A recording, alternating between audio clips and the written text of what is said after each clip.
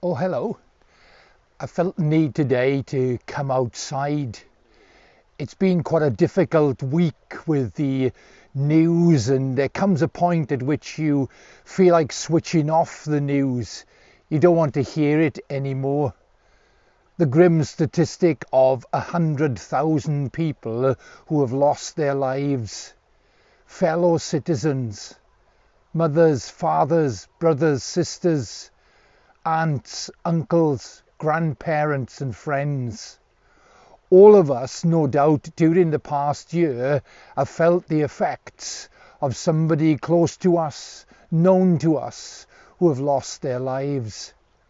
And they may just be numbers in a book, a statistic, but each of those lives are a person, and that person who has shared their life with somebody else. I'm told that for every one who loses their lives, there are 10 people immediately affected and more in the longer term. I stood this week at a graveside of a man who, as a father and grandfather, as a husband and brother, lost his life. And more than the tragedy of simply him losing his life was the fact that both he and his wife had caught the virus. He died, she survived. And the difficulty and agony and pain of having to endure affects each of our lives. So I switched off the notifications on my smartphone. I switched off the television and came outside. As I came outside into the open air, I picked up my Bible, and within the Bible is the book of Psalms. And one of the Psalms, probably the most well known and well loved of all the Psalms, Psalm 23, begins with these words: "The Lord is my shepherd, I have everything I need. He lets me rest in green meadows. He leads me beside peaceful streams. He restores my soul. He renews my strength." The psalmist is David, the shepherd boy who became the king. And David in his life knows the reality of pain and suffering. He knows what it's like to suffer loss, to be in hardship. He has been chosen to become the king, Israel's greatest king, and yet he too is not immune from suffering.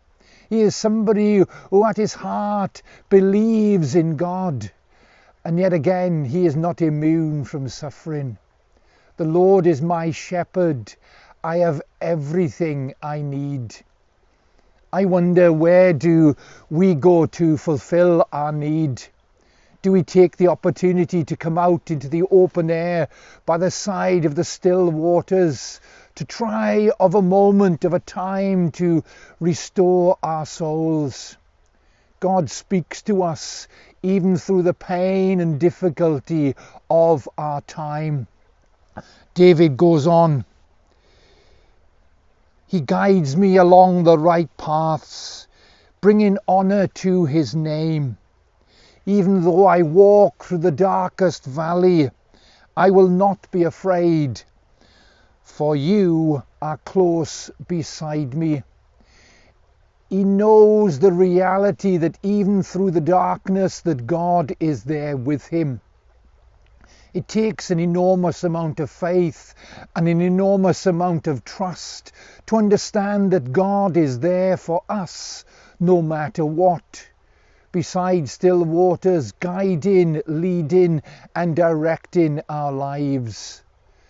I've no idea what the outcome will be for our nation and indeed for our world. The uncertainty that swirls around in every place.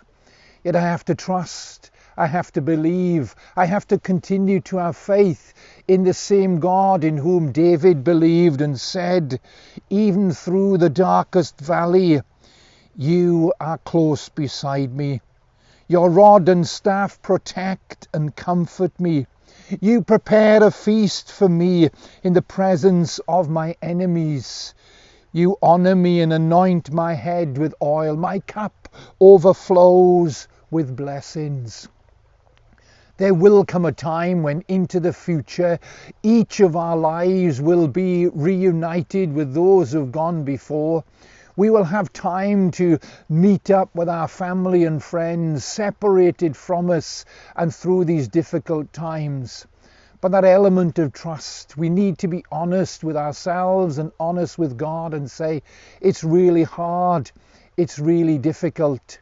But here again the words of David, God is beside us, God is there for us. Surely your goodness and unfailing love will pursue me all the days of my life, he says, and I will live in the house of the Lord forever. To know the knowledge of God's love, to feel the knowledge of God's love around us.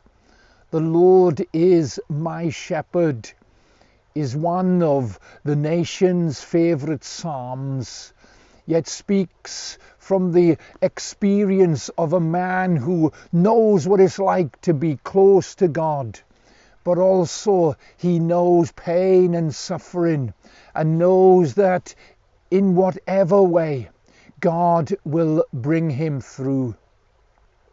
I hope that today you can take an opportunity, even if you can, just go out into your garden, go out and sit for a while and experience the world around you, listen to the sounds and pray to God for his comfort and his strength, and hear those words of David again. The Lord is my shepherd. I have everything that I need. Thank you.